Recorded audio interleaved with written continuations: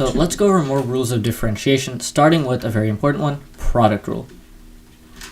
Product rule is simply to take the derivative of a function that is the product of two other functions. So if I have f of g and I want to find the derivative of those two multiplied together, it's simply equal to f prime of g plus g prime of f, where both f and g are differentiable functions. So if I have a function 4x log x and I want to find the derivative of that, that's going to become f prime, so 4. It doesn't matter which I treat as f and which I treat as g, but I'm going to do it this way.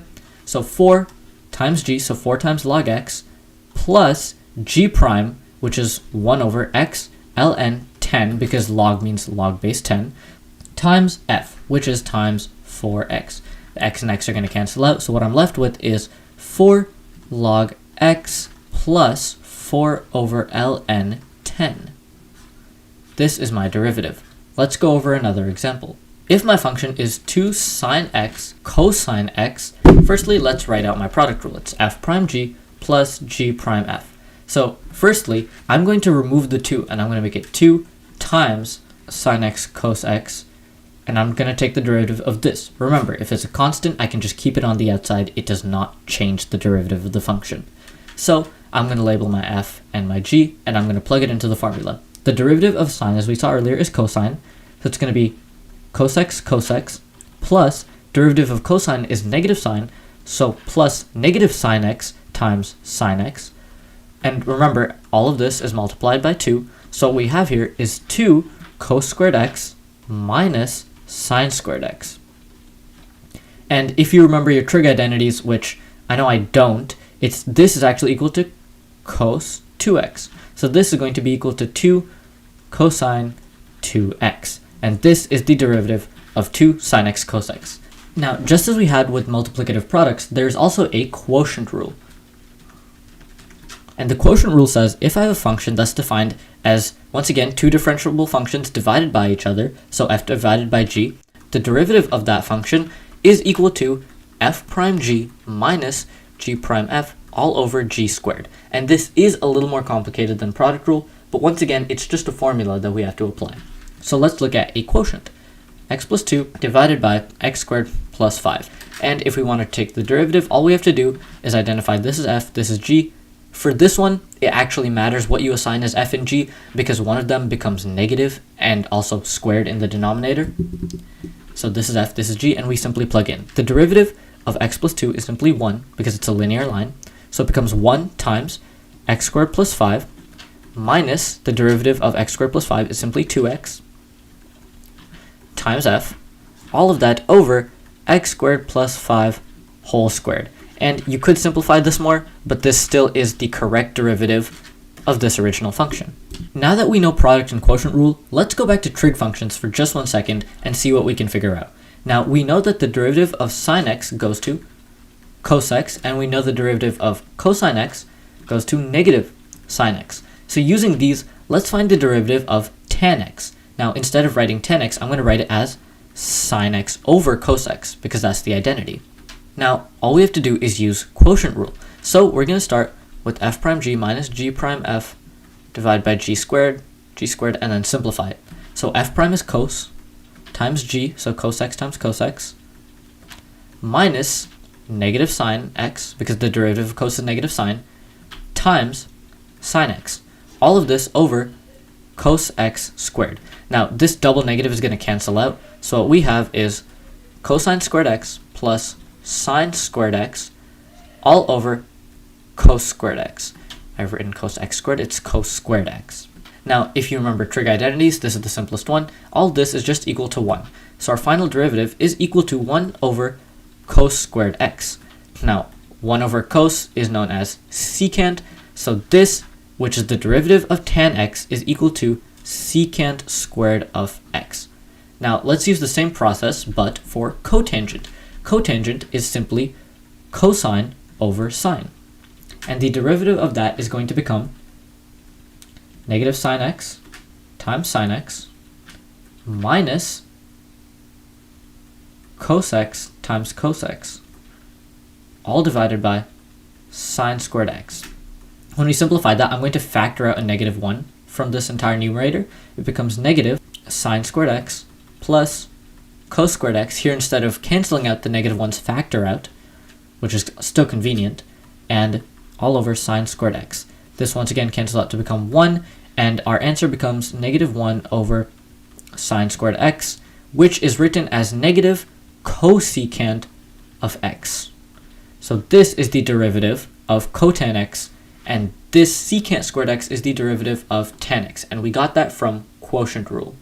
Now, arguably the most important rule when taking derivatives to know is chain rule. And what chain rule helps us with is finding derivatives of functions inside functions.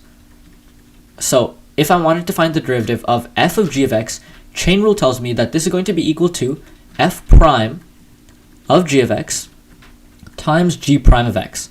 And all you need to recognize here is that g prime of x serves as two things. One, it's a function here, which is being multiplied by the other thing. And two, it's an input. Both it's an input into f of x here, and we're also inputting it into f prime of x.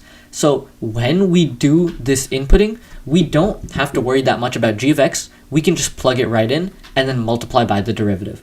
So let's look at a function that looks a little familiar. This is sine 2x.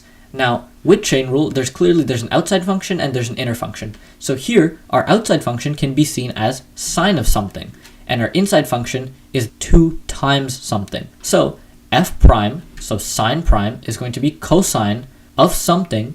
It's just our same input, so cosine of 2x times g prime of x. So the derivative of 2x is just 2, so it's going to be times 2. We get 2 cos 2x. And you might notice that, once again, in another trig identity, sine of 2x is equal to 2 sine x cosine x. And when we use product rule for this function, we got the exact same answer. And so that verifies the fact that this is the correct derivative for sine 2x. Now let's look at another function that we looked at in the last video. It was 2 to the negative x. Now quickly, how we solved it last time was we simply made it 1/2, because 2 to the negative 1 is 1/2, to the x, and the derivative of an exponential function like this would be 1/2 to the x times ln 1/2. Now let's do it using chain rule. So our outer function broadly is 2 to the something, and that something is a changing variable. Our inside function is this one, where it's simply negative x. So once again, what does our chain rule say? It says f prime of whatever the input is times g prime of x. So firstly, f prime of our input. So 2 to the something, its derivative is going to be 2 to that something, ln 2. So I'm going to write that in terms of what our function is here. So it's going to be 2 to the negative x, ln 2. And then our g prime of x, well, our g of x is negative x, so our g prime of x is negative 1. So it's simply this times negative 1. So our final answer is minus 2 to the minus x, ln 2. And if we look at this, let's rewrite this, but instead of 1/2, let's use bases of 2. So remember, 1/2 is 2 to the negative 1, and ln 1/2 is equal to negative ln 2, because we can take the power out as a coefficient. So it's going to be equal to 2 to the negative x times ln 2 times negative 1, which conveniently is the exact same thing we have here. So once again, in a much easier way than converting everything to powers of 1/2, we've gotten the correct derivative for 2 to the negative x using chain rule. The important thing about chain rule is that it doesn't stop when we have only two functions. Let's look at this function. We have sine of cosine of e to the 3x squared. Now, this is a lot of functions. As we can see, we have 1, 2, 3, 4 functions. So let's actually use chain rule and let's unfold all of them. Let's start with our outermost function of sine x, the derivative of which is cosine x. Remember, we keep the input to the outermost function unchanged, and now what we do is we have to multiply by the derivative of this inside function. So times cos e to the 3x squared prime. Once again, we have more functions within functions. This is our outer function. This is our inner input to the outer function. So we're going to multiply by the derivative. The derivative of cos is negative sine, so it's going to be negative sine of e to the 3x squared times the derivative of this inner function, because remember, that's how chain rule works. So times e to the 3x squared prime. E to the 3x squared prime is another application of chain rule. The derivative of e to the something, which is our outer function, derivative of e to the something is just e to the something, and the derivative of 3x squared, which is our inner function, is 6x. So finally, this is going to turn into e to the 3x squared times 6x. And finally, our answer is this times that times that. Let's write it. Cosine of e to the 3x squared times negative sine of e to the 3x squared times e to the 3x squared times 6x. So as you can see, through using these repeated applications of chain rule, you can find the derivative of pretty complex functions pretty easily, because all we did here was say, okay, there's a function inside a function, or outside a function, outside a function, outside a function. All we have to do is keep multiplying. That's why taking derivatives gets pretty simple once you know chain rule, because whenever you see a complex looking function, it can be broken down simply into multiplication. Now, this chain rule can be used to find more trigonometric derivatives. So we already use product rule for things like tangent of x and cotan of x, but we can actually find these in another way. We can also use this chain rule to find the derivative of secant x and cosecant x. Let's start with the derivative of cotan x. So most of the time, it's useful to memorize the derivative of tan x as secant squared x, because this is a pretty common one. Now, cotan x, remember, we can say cotan x is equal to 1 over tan x, because that's how it's defined. And this is a great application for chain rule, because we have an outside function that's 1 over something, and we have an inside function, which is tan of x. So, following our chain rule, we should take the derivative of the outside function multiplied by the derivative of tan x. It's tan x to the negative 1. We use our power rule. This becomes negative 1 tan x to the negative 2 times the derivative of tan x, which we discussed here, times secant square x. I'm going to rewrite this in terms of sine and cosine to make it neater. Negative, let's say sec squared over tan squared x.